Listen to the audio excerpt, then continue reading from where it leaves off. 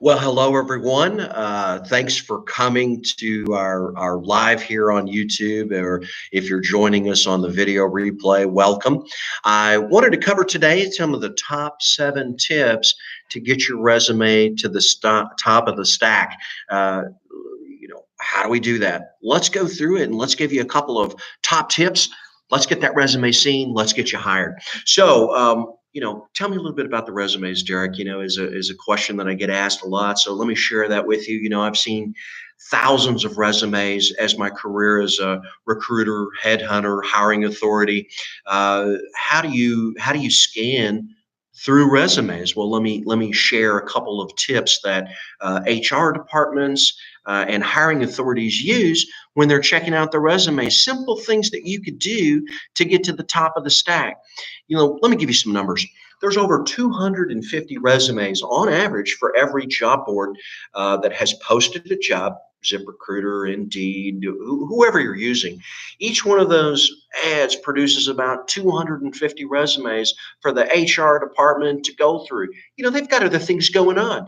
HR departments typically are working on a dozen other projects other than just hiring, issues with employees, issues with benefits, looking for new benefits, keeping the current employees trained, leadership, safety. They've got a lot going on. So when we give them an order to actually find an individual for a specific position, how much time do they have to do it? Not a lot. So let me go through some numbers again. Over 250 resumes for every job that's out there. That's a lot. How do I get in there? Do they look at every one of them for 30, 35 minutes? Heck no. They give each one on average 10 to 15 seconds. That's 10 to 15 seconds to get to the top of the stack, or to get into the pile that says, I want to call this person. I want to interview this person. I want to look at this a little bit closer. So that initial screen, to get past it, we've got to do a couple of things right. And that's what I'm here to share with you today. We'll cover, again, my top 7 tips to do those things right.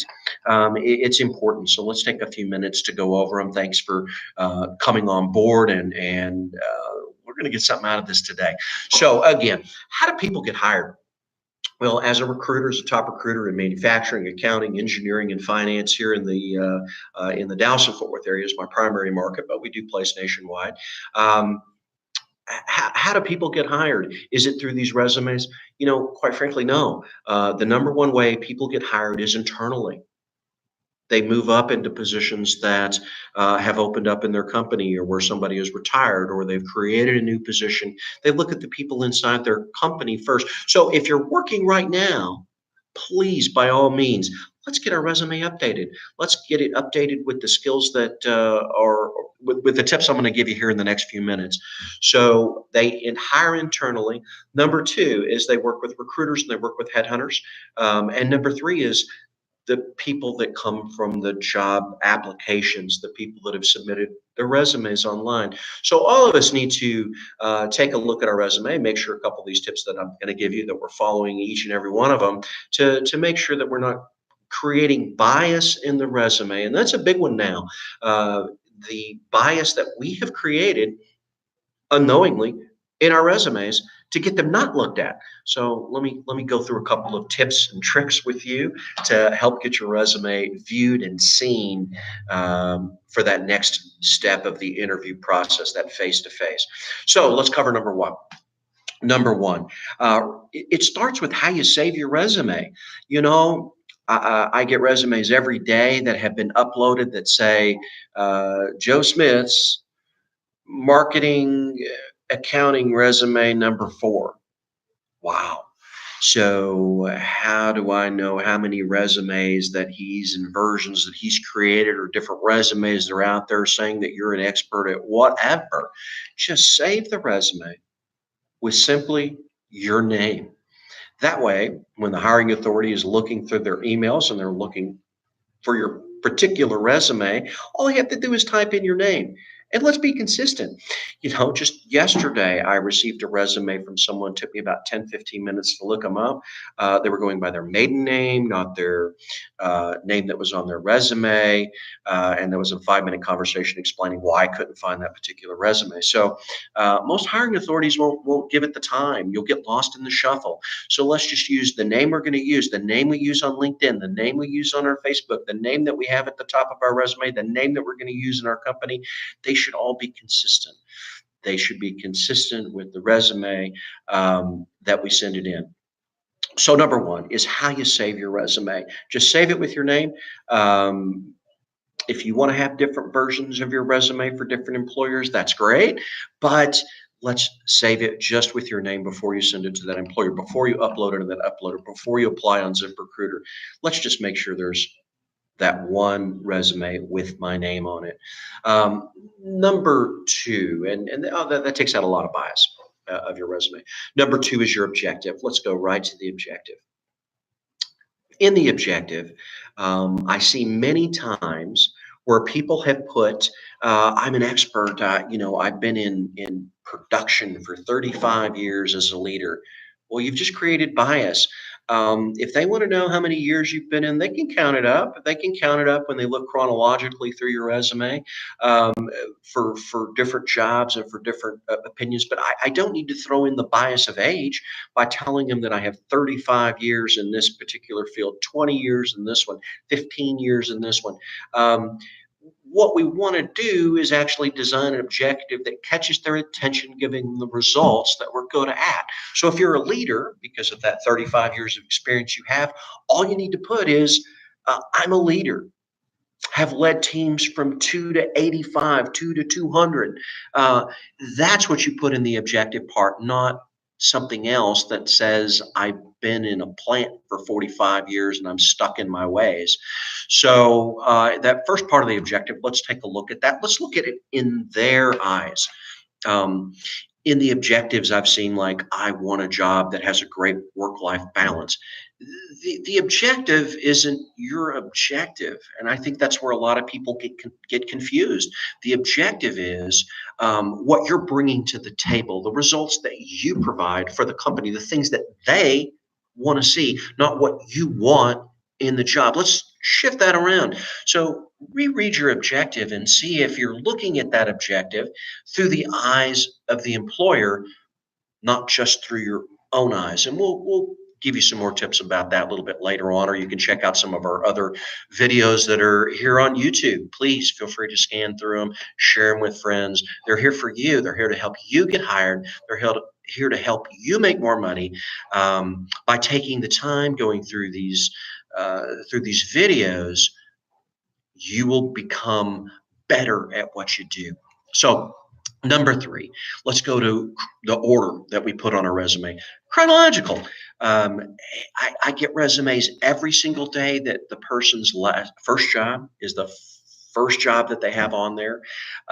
It's very confusing to recruiters and headhunters and HR departments and people that are doing speeding through your resume in 10 to 15 seconds. Chronological, last job first. Um, Start with that, and you're going to want to go back only about 10 years. They don't care what you did 15 years ago. They don't care what you did right out of college working at the cheeseburger stand like everybody does. So what they want to see is, where have you been for the last 10 years? Because skills go away. I recently saw a report that said the only doctors that get better over time after medical school are actually surgeons, because they're practicing that every single day. Sorry, Doc, I didn't mean to include you in that one, but again, it's really relevant for what we've done the last 10 years.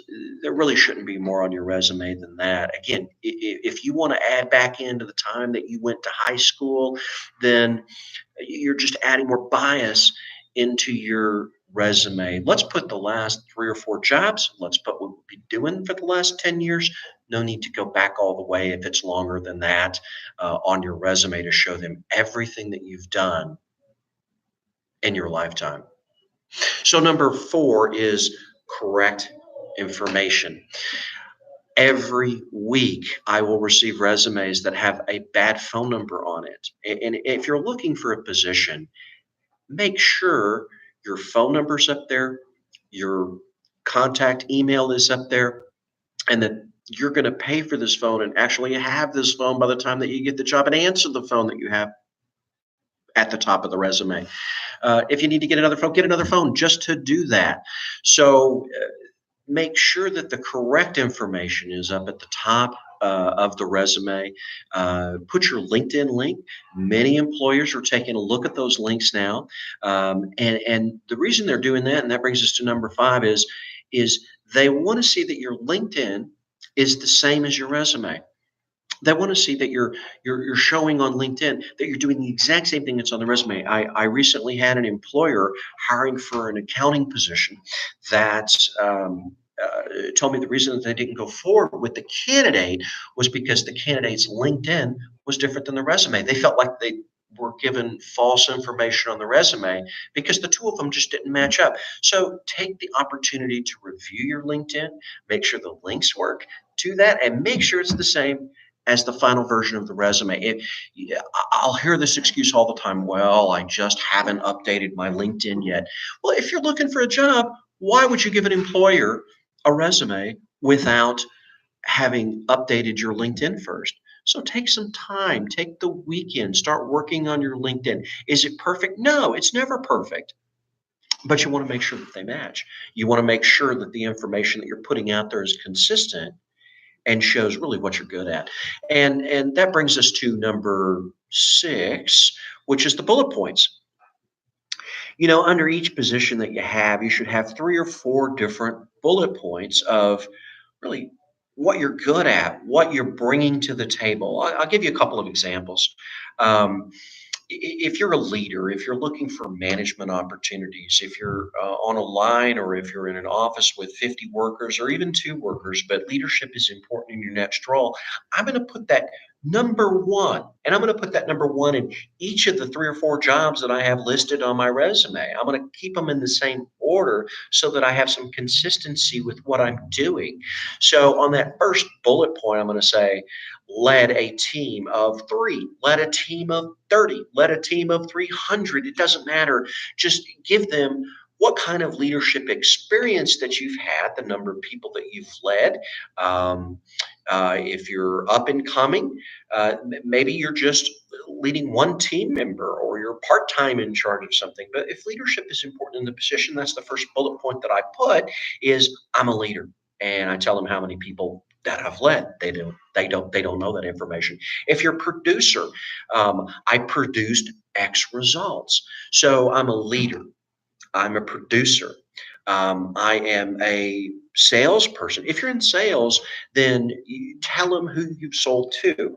So that first line in my sales resume might be I sell to consumers. I have sold to businesses. I have sold to Fortune 500 companies. I have sold 18,000 widgets, or I've sold 4 of the most expensive coffee machines you've ever seen in your entire life. Whatever it is, tell them what you're really great at in sales, selling to B2B, B2C. Um, that's on my first line. That's the question that they have if they're looking for a salesperson, a person in marketing, a person in customer service. Maybe they want to see I've done this type of sales, and I'm going to show them the results that I've had. So just list in a bullet point, a sentence or 2 long. If it's more than 1 or 2 sentences under each bullet point, it reads like a book. They don't have time. What I tell you when we started, you've got 10 or 15 seconds maximum of their attention. So 3 or 4 different bullet points. Get out a marker, get out a pen, put it on a whiteboard, and write down the top 10 things that you've done for each company. The top 10. And then let's work that down to the top 3 or 4 for each one. And then let's get it even more narrow and have only 1 or 2 sentences under each one of those bullet points. So again, if I'm an engineer, I'm going to write down underneath my last position, designed, developed from beginning to end, XYZ part, you know, for wing on an airline, design this on AutoCAD, whatever it is that you're designing, that you're engineering, that you're producing, that you're selling, that you're leading. These are the bullet points. These are the things that should be important to the company. What you've been good at, what kind of experience that you've had in each one of those roles. If I've been in HACCP for 15 years, if I'm a food handler, a food worker, production worker, that's my first line. It's important. It's I have had experience here in HACCP training, leading others. And I don't need to tell them 15 years. They can read. They can read the dates that I put next to the particular job opening. So again, bullet points should be really what your top 3 or 4 things that you have accomplished or done in each individual company, like leadership, designing, producing, selling, engineering.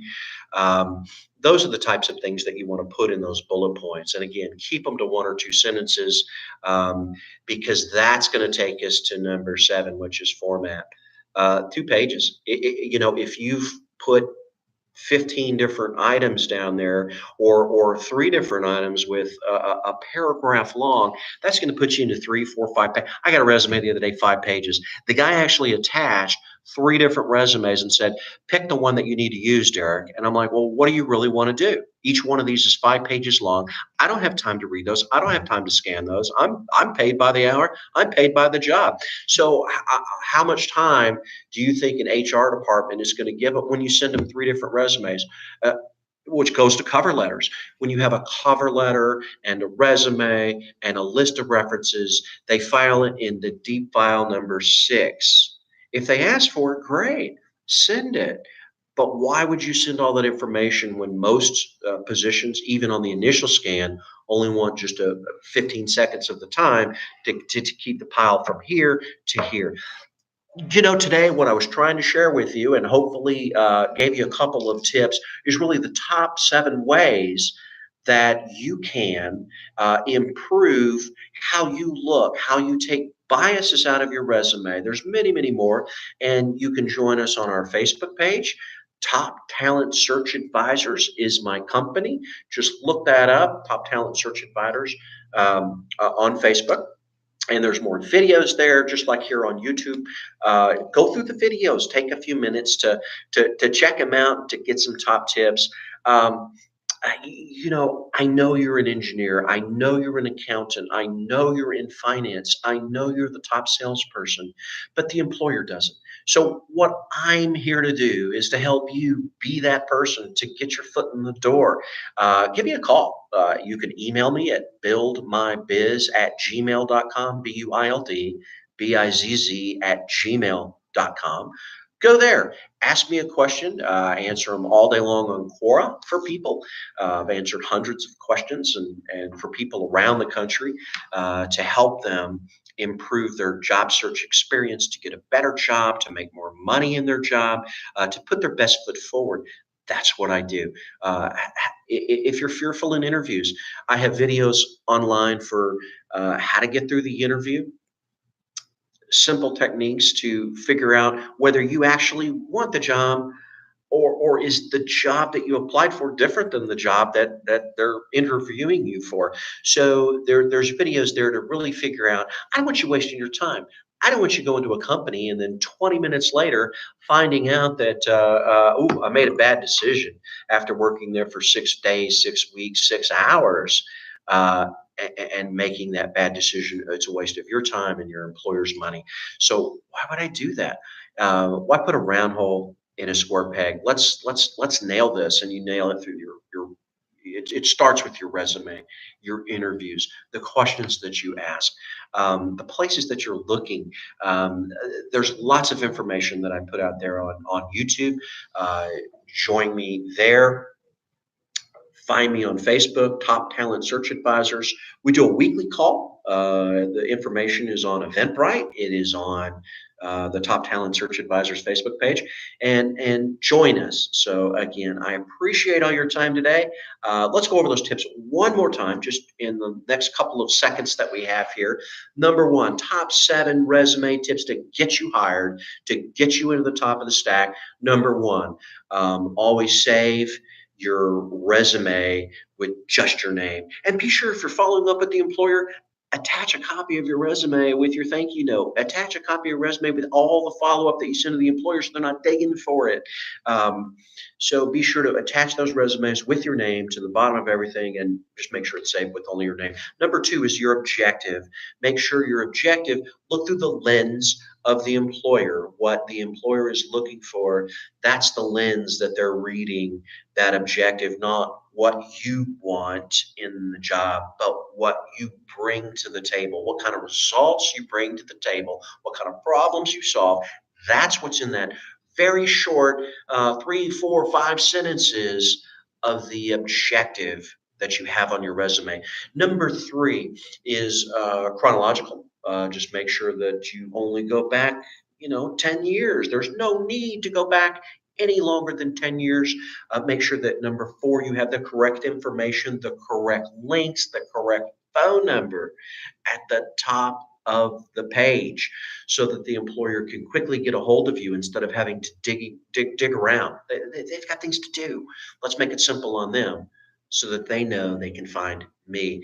Number five, same as your LinkedIn, your link should go to your LinkedIn. Your resume should look exactly the same. They should match up there. And if you don't have a LinkedIn, let's create one. That's a whole another story. But let's create a LinkedIn that's professional. Let's create a LinkedIn that matches our resume. Number six is bullet points, 3 to 4 on each one, and give them the results, the things that you do. I'm a leader, I'm an engineer, I've produced this, I've sold this, I've designed this. These are the types of things that we put underneath the bullet points, top 3 or 4. You may have 50. Let's narrow it down to 3 or 4, 1 or 2 sentences a piece. Spend the day, be brutal. Let's put the top ones that are important to the company that's going to be hiring me. And number 7 is the format. 2 pages max. Don't go beyond that. Many times 1 page will do. That's all you need. Thanks for joining me. Again, join us on Facebook, Top Talent Search Advisors. Have a great day. Love our video. Like our video. Give us a thumbs up if you like what we're doing here. And feel free to reach out to me. You've got my email. Talk to you soon. Thank you.